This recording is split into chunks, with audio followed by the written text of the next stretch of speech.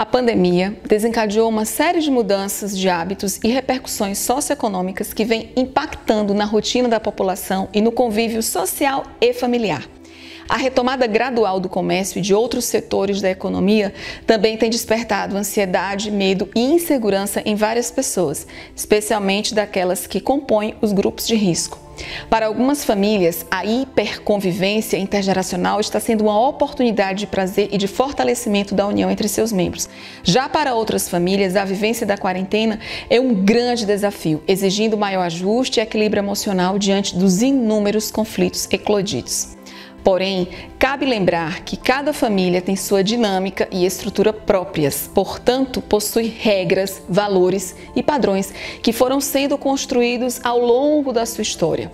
Nesse sentido, a maneira como as famílias e seus membros lidam com esse período dependerá do tipo de sistema que criaram no decorrer dos anos, dos recursos que possuem e da capacidade de ajuste, flexibilidade e adaptabilidade às novas exigências. Se a família já tinha pouca comunicação e tinha dificuldade no relacionamento entre avós, pais, filhos e netos, isso tende a se acentuar devido à pressão social, ao estresse, à convivência compulsória e aos desafios de ordem emocional e econômica. É válido também atentarmos para o fato de que não são apenas os idosos que estão resistindo às medidas de isolamento ou descumprindo as orientações de prevenção ao Covid. Existem pessoas de todas as faixas etárias que, por exemplo, continuam se comportando de maneira não preventiva e são teimosas. Mas esse traço teimosia parece ter sido um traço colado nos idosos. Por quê?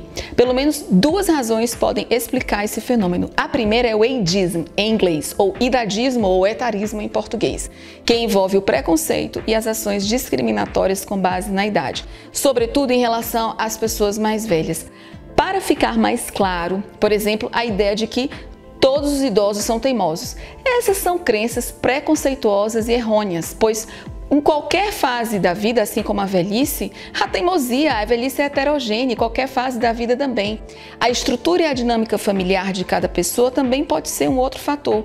Pais e idosos que não possuem comprometimento cognitivo ou alguma outra enfermidade que os impeçam de atuar ativamente, comumente possuem um nível hierárquico no contexto familiar de poder mais alto dentro do grupo. Receber ordem dos filhos e netos pode ser para eles uma ameaça à autonomia e ao poder que eles têm. Por outro lado, há situações em que ocorre uma inversão hierárquica de papéis, ou seja, filhos que antes obedeciam aos pais, agora são os que dão ordens ou que orientam aos pais, especialmente quando estes são acometidos por alguma demência. Imagine, para os idosos com toda a história de vida que possuem, para eles é muito difícil aceitar essa inversão hierárquica. Nada mais natural que eles resistam, você não acha? Qualquer um resistiria. Imagine você agora recebendo ordens do seu filho. Como você se sentiria?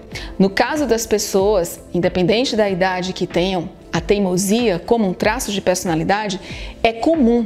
E é comum observarmos a tendência delas ficarem agressivas ou se afastarem do convívio familiar. Isso ocorre mais frequentemente em situações específicas, como a dos idosos que possuem algum tipo de demência.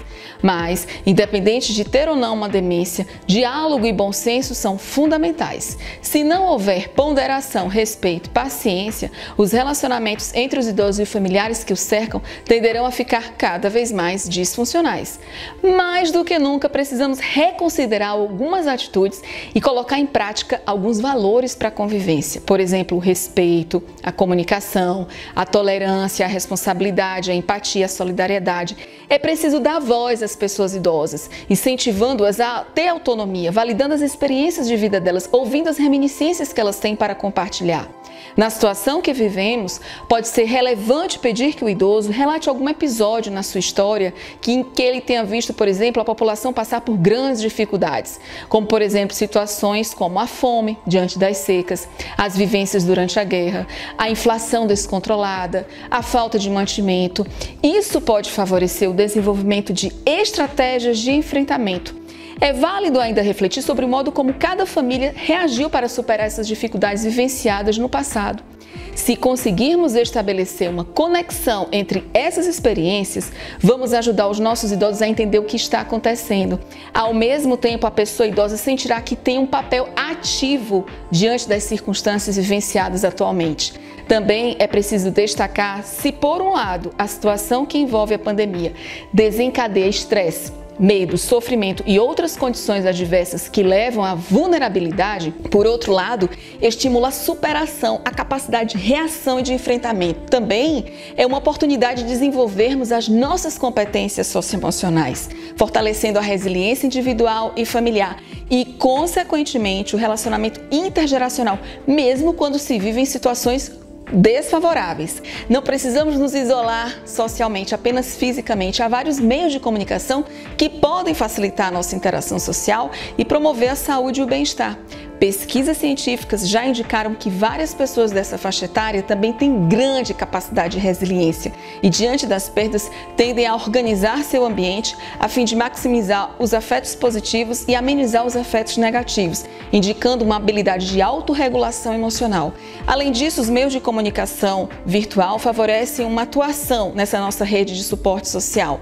Nesse sentido, os familiares podem incentivar os idosos a utilizarem esses meios como auxílio para praticar atividades físicas em casa, conversar com os amigos pela internet, assistir programas que desenvolvam a espiritualidade, realizar terapia online ou consultas por meio online com profissionais de saúde. Em caso em que os idosos não dominam a tecnologia, as famílias podem também desenvolver outras estratégias para se comunicar com eles. É incrível o tipo de dúvida que as pessoas ainda têm. Por exemplo, uma pessoa me perguntou recentemente se deveria deixar trancada a avó e ela estava saudável, né? Ela achava que poderia apenas passar pela porta a comida dela. Claro que não, isso não seria isolamento, isso seria prisão. Mas as pessoas estão confinadas, elas não estão isoladas totalmente do mundo. Nós temos aí tecnologias de informação, temos as redes sociais, né? Os idosos não estão sozinhos e aqueles que estão, a gente tem como monitorar por telefone, com relação à compra de alimentos, medicação, dar um certo apoio. Então é muito importante que a gente incentive também a que eles possam vir a desenvolver o uso de jogos, utilizar habilidades manuais, fazer meditação, rever álbuns de fotografia, elaborar uma árvore genealógica, né? Então assim, tem muitas formas de você ser criativo. Também é uma oportunidade de reflexão, de reavaliação da vida, buscando agir com criatividade, assertividade, responsabilidade afetiva, compaixão, solidariedade intergeracional. E por fim, eu destaco que é possível descristalizar e desconstruir alguns estereótipos associados à idade e desta forma estabelecermos atitudes positivas em relação aos idosos. Juntos podemos construir uma sociedade mais digna de ser vivida. Pense nisso. Um abraço e até a próxima!